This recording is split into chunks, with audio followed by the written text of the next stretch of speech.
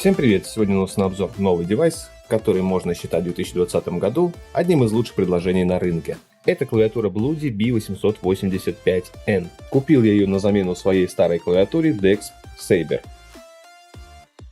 Ее цена составляет 6300 рублей или же $80. Получается, что ее стоимость на порядок выше моей предыдущей клавиатуры. В комплекте к клавиатуре у нас были две бумажки, одна непонятная, другая с инструкциями, а также набор дополнительных игровых кнопок. Ну и, естественно, инструмент для снятия этих же кнопок. Данная клавиатура поставляется с двумя типами переключателей, свитчами. Одна с синими, которые считаются более шумными, а другая с красными, которые являются более плавными. И мне досталось с синими. И все же, прежде чем рассматривать технические характеристики, давайте посмотрим на дизайн клавиатуры.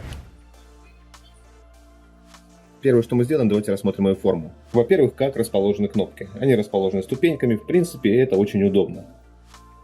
Далее на клавиатуре имеется подставка для запястья. Она несъемная и поэтому делает габариты клавиатуры достаточно объемными. Дополнительные кнопки сделаны из пластика красного цвета и имеют небольшие выступы.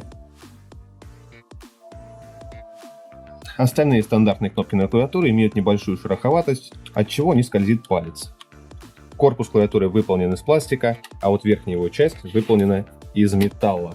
Также верхний металлический корпус плавно переходит в подставку под запястье. И он является монолитным. Ну а сверху прикручен пластик. Пластик имею в виду под подставку для запястья. Снизу это выглядит так. И верхнюю пластиковую подставку для запястья мы можем открутить. По итогу она является съемной.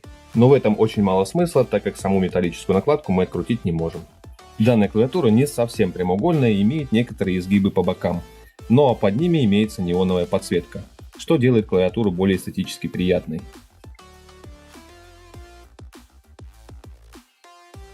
Буквы и знаки на клавиатуре нанесены в один ряд. Определенные знаки имеют достаточно интересный шрифт, но это не мешает ему быть достаточно читабельным. Также над кнопками навигации мы можем наблюдать логотип Bloody. Выполнен он из металла и на ощупь очень шероховатый, что возможно будет проблемой при чистке его от пыли. В предыдущих моделях клавиатур Bloody все жаловались, что вот этот винт залезал под Escape и было очень неприятно на вид. Сейчас это исправлено и в принципе не мешает никак. Подсветка не RGB, она имеет определенный цвет и распределяется вдоль клавиатуры. Я думаю, каждый знает, что такое RGB, и объяснять не придется. Неоновая подсветка с боков вроде бы как напоминает RGB, но нет. Там просто по очереди загораются и тухнут диоды. Сами диоды подсветкой располагаются не прямо под кнопками, а чуть выше них, что дает интересный эффект при подсветке. Как вы можете обратить внимание, светятся боковые плоскости соседних кнопок повыше. Это тоже дает очень интересный эффект. Еще что немножечко субъективно чисто разочаровало лично меня, это то, что здесь всего лишь два варианта подсветки. Это либо выключено, либо она просто мерцает, либо задействована постоянно. Изменение режима подсветки никак не меняет работу неоновых проставок сбоку. Так что, к сожалению, любителям всего мигающего, горящего и разнообразного здесь придется несладко. Допустим, в моей старой клавиатуре DX Saber и то было больше режимов подсветки. Кабель у нас несъемный, находится в оплетке и имеет длину около 2 метров. И посмотрим, что же у нас с оборотной стороны клавиатуры. Во-первых, резиновых проставок здесь достаточно большое количество. На основной части клавиатуры их 4.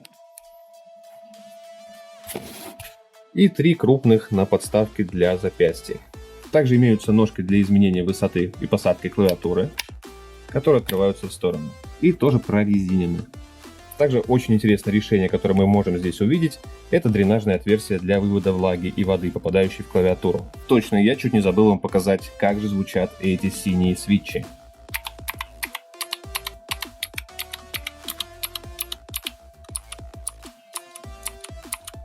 Звук данного типа свитчей очень похож на старинную печатную машинку. Одно из решений производителей Bloody, которое мне очень не понравилось чисто субъективно, это то, что здесь маленький короткий пробел. А рядом с ним, ближе к левой стороне, находятся две функциональные клавиши M1 и M2. Очень тяжело привыкать к такому пробелу, потому что он находится чуть дальше, да и все время хотелось нажать где-то здесь. Поэтому в софте для данной клавиатуры я поставил на эти функциональные клавиши как раз тот самый пробел. И как обычно здесь есть FN кнопка, и к ней имеются различные мультимедийные клавиши, а также игровая блокировка. Если вы находитесь в игре и хотите отключить всевозможные клавиши Windows, чтобы случайно не сворачивать игру и так далее, то вы нажимаете FN плюс F8, и все у вас good. Наверняка многих интересует качество исполнения клавиатуры. Кнопки здесь в принципе кажутся хлипкими. Допустим, на примере более дешевой клавиатуры DEX, которая была у меня раньше, здесь кнопки более кажутся качественными, но на самом деле, возможно, это и не так. А теперь предлагаю немного пробежаться по техническим характеристикам и понять, почему же эта клавиатура столько стоит. Самая главная особенность этой клавиатуры – это наличие LK Optical Mechanic Switch, то есть оптические кнопки механического типа. И самая главная их особенность – то, что они работают бесконтактно, за счет оптического луча, который работает непрерывно и при нажатии прерывается. Кнопки готовы работать до 100 миллионов нажатий, в отличие от многих своих конкурентов, даже более дорогих. А также оптический тип свитча обеспечивает более быстрый отклик. В общем говоря, делая вывод по данным свитчам, можно сказать, что это более инновационная технология, и поэтому эта клавиатура настолько дорогая. Хотя многие бы поспорили бы со мной насчет того, что она дорогая, и начали бы ее сравнивать с каким-нибудь Razer, либо же HyperX. Но давайте не забывать, что HyperX или Razer и прочие такие подобные клавиатуры имеют огромную наценку из-за марки. И это так, я даже спорить об этом не хочу. Следующее, что нам обещает производитель, это усиленный пробел. И реализован он за счет двойных винтов, двойных пружин, компенсирующей планки, что увеличивает его прочность. Хочу вернуться к своей старой клавиатуре Saber и показать, что здесь стало с пробелом. Во-первых, пружины здесь просели, колпачок переломался, как видите, я здесь его клеил как мог. В общем, быстро вышел из строя. Следующее, что сюда внедрил производитель, это полное N-клавишное мультимедийное нажатие. То есть вы можете одновременно нажимать хоть 5 клавиш, хоть 6, и они все будут регистрироваться, в том числе и функциональные клавиши Ctrl, Shift, Caps и так далее. Подсветка, подставка, обо всем этом мы уже поговорили. Ну и самое, что меня здесь очень сильно заинтересовало в этой клавиатуре, это водонепроницаемое нанопокрытие. Везде, где я слышу слово нано, прям хочется вспомнить о британских ученых. Нанороботы, нанопокрытие, ну и непонятно, что это такое. В свою очередь, производитель клавиатуры трактует это следующим образом, что это уникальное покрытие печатной платы, которое формирует поверхность, которая в свою очередь защищает внутренние детали клавиатуры от воздействия влаги, а также не позволяет клавиатуре коррозировать. Кстати говоря, невольно я уже немножко испытал это, залив вот эту часть клавиатуры.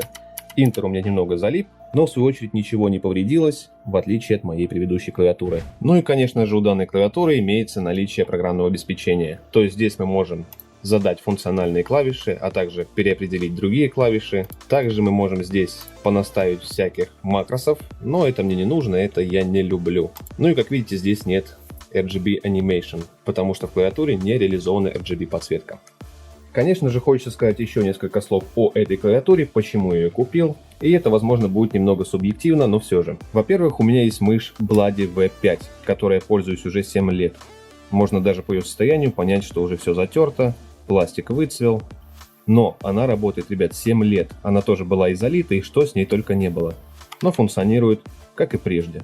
Хорошо и безотказно. Поэтому среди огромного количества девайсов от различных производителей мой выбор пал на Bloody. Ну и реально, насколько же крутая боковая диодная подсветка. Также давайте проведем тестирование, как ведет себя клавиатура в игровом режиме. А потом расскажу вам свои впечатления.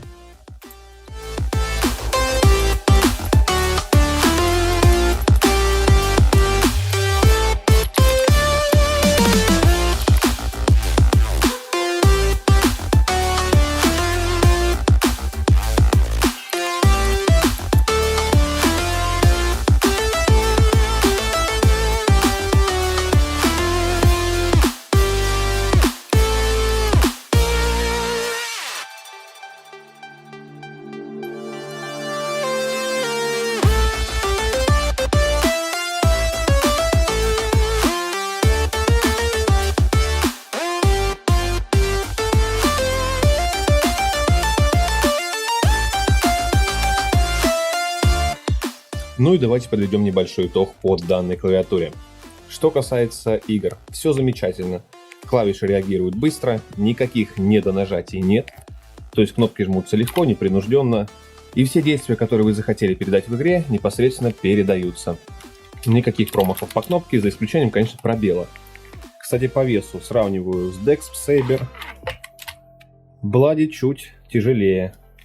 Это очень хорошо. Я думаю, это исключит какое-либо скольжение по столу. Скудную подсветку минусом не считаю, потому что это все индивидуально. Пользуюсь клавиатурой несколько дней, и все же считаю, что эта клавиатура одна из лучших в 2020 году. Эргономичный, удивительно красивый дизайн в совокупности с инновационной функциональностью делает клавиатуру просто замечательной за такую цену. Ну и на этом я хочу закончить. Всем всего самого хорошего. До встречи в следующих роликах.